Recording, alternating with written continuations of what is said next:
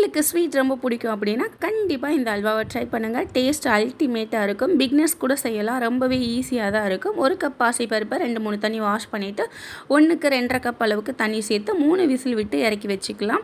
கடாய் அடுப்பில் வச்சு ஒரு 4 டேபிள் ஸ்பூன் அளவுக்கு நெய் சேர்த்துட்டு முந்திரி பருப்பை வறுத்து எடுத்துக்கலாம். வறுத்து எடுத்ததுக்கப்புறம் அதே நெய்லேயே 2 டேபிள் ஸ்பூன் அளவுக்கு கோதுமை மாவை ஆட் பண்ணி நல்லா வறுத்துக்கலாம். இப்போ பாசிப்பருப்பு வெந்து எடுத்து வச்சோடனே அதை மிக்ஸி ஜாரில் போட்டு நல்லா அரைச்சி எடுத்துக்கலாம். அந்த பாசிப்பருப்பை இதில் ஆட் பண்ணிவிட்டு நல்லா மிக்ஸ் பண்ணி விட்டுக்கலாம்.